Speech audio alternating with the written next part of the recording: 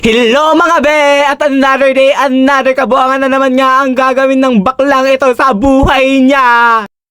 At palis na pala kami ng bahay kasi kukuha na naman kami ng buko sa kagubata na para bang saan puno lahat ng nandun sa kagubata. Yan, palabas na pala kami ng bahay namin at ayan, para bang grabe naman yung mga tao makatingin sa akin, para bang grabe ko kaganda. Yes, ano yan? Disney Princess? Nandito na nga pala kami guys. Papasok na kami ng kagubatan. Maghahanap na nga pala kami ng aming kukuning buko. Ay, ito nga pala ang inakyat ko nakaraan. At ngayon, doon tayo sa kabila. Let's go! Nakakita na kami ng puputulin namin puno. Joke lang, ng buko. Ang kasama ko, Tantan, Kika, and Charmy harap. Ito si Jel Jel, yes. Yan, papunta na kami sa aming puputulin puno. At ayun nga, papunta na nga pala ako sa puputulin kong puno. Ay, sa akating kong puno. Dahil ako naman ay akat na naman itong unggoy na to. Namating na to na parang kami ko kaganda. Ay, ikaw, Tantan! Tanga, puna ng gabi, makating. Parang tanga naman kasi itong lalaking to eh. Hoy! Mga pulala nyo! Tahiin nyo! Puputulin dito or doon sa taas? Siyempre, dito sa taas. Akit na ko, partida, nakaganto yan. Wala lang arte-arte, basta tayo mabuhay. Di ba? Okay na to, laban na to. Kapag bang hindi ako naaano. Huwag yun din kuluhan mag-video siguro. Wait lang, agoy. What if akyatin ko to? Kung kaya ko. Sige. Try mo na. Gumagawa na nga pala ako ng tapakan ko dyan kasi ang hirap kumuha pag walang tapakan. At yan, nagpahinga na ako. Sobrang pagod galing sa taas.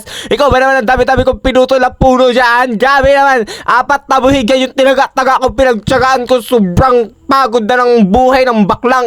Para bang grabe naman. Stronger yarn. At babalat na nga pala ako ng unang buhig na pinagsak ko dyan. Kaya i-check ko kung buko yan. Tapos ayan, hirap na hirap ako magbukas-bukas ng buko na yan para lang makakain ng pagkasarap-sarap ko. Tsaring. At nagkanya-kanya na nga silang pili na mabubuksan nila dyan buko. Tapos ako naman dyan, ayan, nasugatan. Aray mo. At yan na nga, magpapantal na naman yan yung braso ko kasi sayang sabon dyan. Grabe ang sabon. Sayang ang sabon, mas mahal pa yan sa paninda ko eh. At inopay ko na nga pala yung pangalawang buko na aking napili para buksan at i-check kung buko ba yan. At ayun, finally, nag-success naman yan siya. Naging buko na naman siya, saktong buko lang talaga. At ayun, ninata ko muna bago ko pinakita sa inyong lahat. Guys, kasi ang pait, pero I think naman siya. Pero nabutas na siya kanina pag taga ko. Pero pwede pa siya. Hindi ko napakita pagbalat ko sa inyo, pero pagbalat ko sa inyo. Wow! Namin na eh. Ngangu. Ayun, pagbalat ko neto, hindi ko na nabidyohan para ipakita sa inyo.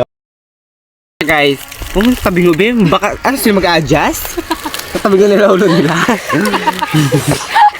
Sabi mo, Be, masabaw siya, be. Yak, dinamak-damak. Tubig to ba? Pero malinis yan siya. Linis go! Promise, dito ang video, be, wag doon. Nandito yung tao, eh. kayo pala sige.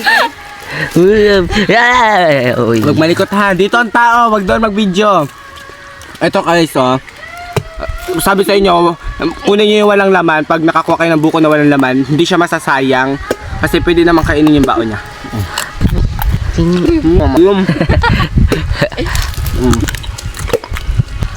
Yak, sipon.